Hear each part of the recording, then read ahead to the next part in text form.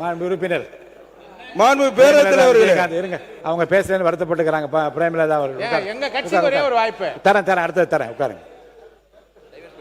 நம்ம பேரவைத் தலைவர் அவர்களே, சட்டமன்ற உறுப்பினர்களே, அமைச்சர் பெருமக்களே, அனைவருக்கும் முதல் கண் பணிவான வணக்கங்களை நான் தெரிவித்துக் கொள்கிறேன்.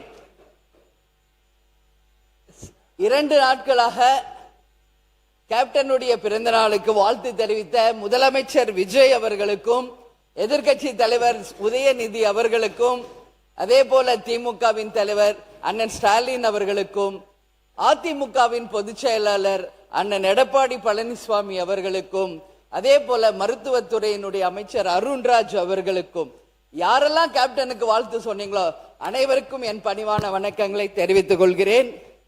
இன்றைக்கு நாம பேசுறது மானிய கோரிக்கை. அவைத்தலைவரே, உங்களை கெஞ்சி கேட்டுக்கிற, நாங்களும் பொறுமையா 1 வாரம் 10 நாளா பார்த்துக்கிட்டே தான் இருக்கிறோம். மானிய கோரிக்கையை தவிர மற்ற எல்லா நிகழ்ச்சியும் இங்க நடக்குதுங்க. பொதுவா நான் சொல்றேங்க, நான் ஆளுங்கட்சி எதிர்கட்சி எல்லாம் கிடையாது. நாங்க ஒரு பொதுவான ஒரு சட்டமன்ற உறுப்பினராக இங்க நான் பேசுகிறேன். இங்க மக்களுக்காக பேசுறதுக்கு தான் இந்த சட்டசபை. ஓகே, உங்க கருத்து சொல்லுங்க, ஒரு 5 நிமிஷம் சொல்லலாம், ஆளுங்கட்சியோ எதிர்கட்சியோ. ஆனா டெய்லி 6:30 மணி வரைக்கும் போவதற்கான ரீசன், ஆளாளுக்கு ஒருத்தர் மேல குறை சொல்லிக்கிட்டே தான் இருக்கிறமே ஒழிய, சண்டை போட்டுக்கிட்டே தான் இருக்கிறவங்களே ஒழிய, இதனால தமிழ்நாட்டுக்கோ மக்களுக்கோ இதனால என்ன பலன் என்ற கேள்வியை இங்க நான் கேட்கிறேன். ஆளும் கட்சியை தேர்ந்தவர்கள், இதுவரைக்கும் ஆட்சி செய்தவர்கள் எல்லாரும் சிறப்பா தான் ஆட்சி செஞ்சிருக்காங்க. இதுவரைக்கும் யாருமே இங்க குறை சொல்ல முடியாது. எந்த ஆட்சியா இருக்கட்டும், அவங்க காலகட்டத்திற்கு தமிழ்நாட்டுக்கும் தமிழக மக்களுக்கும் அவங்க நல்லதுதான் பண்ணியிருக்காங்க. இன்னைக்கு உங்களுக்கு வாய்ப்பு கிடைச்சிருக்கிறது. உங்கள் ஆட்சியை மக்களுக்கும் இந்த நாட்டுக்கும் நல்லது செய்வதற்கு நீங்கள் எல்லா முயற்சி எடுங்கள். அதற்கு மக்களும் சரி, எல்லாரும் துணை நிற்போம் என்றுதான் சொல்றோம். ஆனால் இங்க பொதுவா நாங்க இங்க பாருங்க, எல்லாருமே அவைத்தலைவர் அவர்களே, நைட் அண்ட் டே எக்ஸாமுக்கு கூட இப்படி யாரும் ப்ரிப்பேர் பண்ணி இருக்க மாட்டாங்க. எல்லா சட்டமன்ற உறுப்பினரையும் நான் சொல்றேன், நைட் அண்ட் டே உட்கார்ந்து ப்ரிப்பேர் பண்ணி வர்றாங்க. ஆனா இங்க வாய்ப்பே கிடைக்க மாட்டேங்கிறது. எப்ப பாரு சண்டை சண்டை சண்டை அப்படின்னா மக்களுக்கு இதனால என்ன பலன்? நானு இப்ப நீங்க சொன்னீங்க, ஒரு நிமிஷம், வாக்குவாதம் என்பது ஒரு அளவுக்கு இருந்தால் ரசிக்கலாம். கடந்த 2 நாட்களா இங்க நான் வரல, மக்களோட சந்திக்கிறேன். மக்கள் என்ன சொல்றாங்களோ அதை இங்க நான் குறிப்பிடணும். இதுவரைக்கும் சட்டமன்றம் நல்லா போயிட்டு இருந்துச்சு, நாங்களும் இன்ட்ரெஸ்டிங்கா டெய்லி பார்த்துக்கிட்டு இருந்தோம். ஆனா ஒரு 3-4 நாளா வெறும் சண்டை தான் போகுதே ஒழிய இதனால யாருக்கு எந்த பலனும் இல்லை. இப்பெல்லாம் நாங்க டிவி ஆஃப் பண்ணிடுறோங்கிறாங்க. ஏன் இதுன்னு சொல்றேன்னா, இங்க மக்களுக்காக பேசணும், மக்களுக்கு நல்லது நடக்கிறதுக்கு தான் இந்த சட்டசபை என்பதை தயவு செஞ்சு எல்லாரும் புரிஞ்சுக்கணும். வாக்குவாதம் பண்ணுங்க, ஆனா 24 மணி நேரம் இருக்கிற 6:30 மணி வரைக்கும் வெறும் சண்டை போனா எப்படி? நானும் பாக்குறேன்.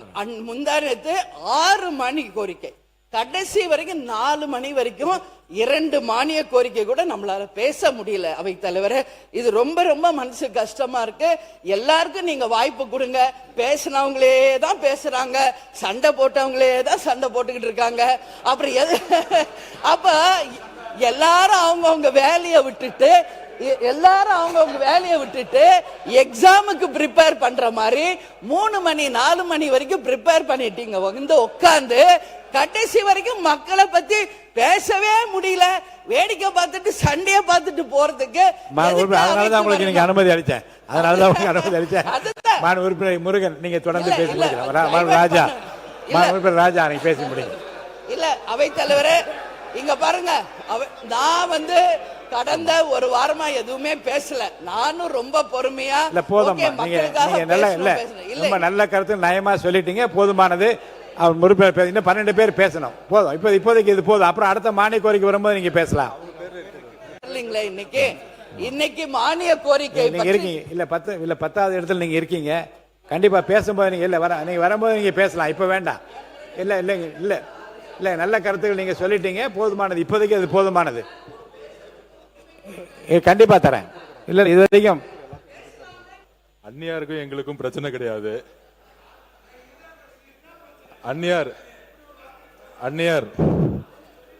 உறுப்பினர் பிரேமலதா விஜயகாந்த் மேடம், நாங்களும் எங்களுக்கும் விஜயகாந்த் சார் ரொம்ப பிடிக்கும். இதே சட்டசபையில என்ன மாதிரி குரல் கொடுத்தாரு எங்களுக்கும் தெரியும். ரவுத்திரம் பழகுன்னு பாரதி சொல்லியிருக்காரு, ஒரு தவறோ ஒரு உண்மை இல்லைன்னா மட்டும்தான் நாங்க எந்திரிக்கிறோம். இதே பரமக்குடி எம்எல்ஏ அவர்கள் தொகுதி சார்ந்து பேசினாரு, நாங்க இதே இடத்துல அறிவிச்சோம். ஒலிம்பிக்கோடைய அகாடமி இன்டர்நேஷனல் ஸ்டாண்டர்ட் லெவல்ல திமுகவுடைய எம்எல்ஏ இருக்கக்கூடிய பரமக்குடியில் வருதுன்னு சொன்னோம். அப்ப ஒரு உண்மைக்கு மாறான தகவல் சொல்லும் பொழுது நாங்க எந்திரிக்கிறோம். மாண்புமிகு பேரவைத் தலைவர்கள் சொன்னார், ஒரு உதாரணம் சொன்னார், நாங்க ஒரு உதாரணம் சொல்றோம். எதிர்கட்சி என்பது தீக்குச்சி மாதிரி, அத அழகா கேஸ பத்த வச்சு பால் வச்சா நாங்க அமைதியா இருப்போம். நீங்க கேஸ புடுங்கி விட்டு பத்த வச்சுன்னா வெடிக்கும். நாங்க வெடிக்கக்கூடிய இடத்துல அப்படி இருக்கிறோம். சோ நல்ல கருத்துக்களையும் நீங்க சொல்ற மாதிரி மேடம் மேடம் மேடம் மேடம் ஒரே ஒரு நிமிஷம் மேடம் நீங்களே ஒரு நிமிஷம் நான் பேசி முடிச்சிடறேன். அந்நியார் அவர்களுக்கு எங்களுடைய கோரிக்கை என்னன்னா, இன்னையில இருந்து ஒரு நோட் எடுத்துக்கோங்க. திமுக பேசும்போது ஏதோ ஒரு இடத்துல அரசையோ முதலமைச்சரையோ இல்ல எங்களுடைய கொள்கையிலையோ தவறுன்னு சொன்னா மட்டும்தான், இந்த பாருங்க இப்ப கூட கத்துறாங்க பாத்தீங்களா, நீங்க சொல்லணும்ல, இப்ப நீங்க சொல்லணும்ல திமுக ஏன் கத்துறாங்கன்னு கேட்கல. என்ன மட்டும் நீங்க சொன்னீங்கன்னா அது ஏதோ எனக்கு எதிராக ஒரு பிரச்சாரம் தெரியுது. உங்களுக்குள்ள பேசிக்கலாம், இங்க பார்த்து சொல்லுங்க. இல்ல அந்நியார் எப்பயுமே எங்களுக்கு நல்ல பழக்கம். அதனால அந்நியார்களுக்கு என்ன சொல்லுதுன்னா, எதிர்கட்சிகள் குறைகளையும் பிரச்சனைகளையும் சொல்லட்டும், நாங்கள் பதில் சொல்றோம். ஆனால் 100 நாள் வந்த ஆட்சியை முதலமைச்சர் குறித்தோ இல்ல அமைச்சர்கள் குறித்தோ இல்ல தவறான எங்களோட கொள்கை தவறான இருக்கிற மாதிரி ஒரு போலி பிரச்சாரம் செய்யும் பொழுது நாங்க எந்திரிக்கிறோம். அதுதான். அப்ப நாங்க என்ன கேக்குறோம்னா, நாங்க ஒரு பதில் கேட்கிறோம். ஆனா நாங்க பேசும்போது அவங்க பதில் கொடுக்க மாட்டேங்கிறாங்க. இப்ப கூட பாருங்க, எதிர்கட்சி தலைவர்கிட்ட ஒரு கேள்வின்னு சொல்ற உடனே எல்லாரும் எந்திரிக்கிறாங்க. அதுதான் பிரச்சனை. சட்டத்துறை அமைச்சர் போதுமா? சட்டத்துறை அமைச்சர் உட்காருங்க.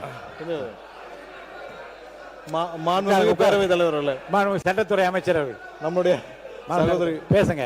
அக்கா அவர்களுக்கு எல்லாருக்கும் சேர்த்து என்னன்னா, எல்லா விஷயத்திற்கும் ஒரு ட்ரிகரிங் பாயிண்ட் இருக்கு. ஏன்னா எல்லா விஷயத்துக்கும் ஒரு ட்ரிகரிங் பாயிண்ட் இருக்கு. எந்த விஷயம் அதை ட்ரிகர் பண்ணி அதை பேச வைக்கிறதுன்னு இருக்கு.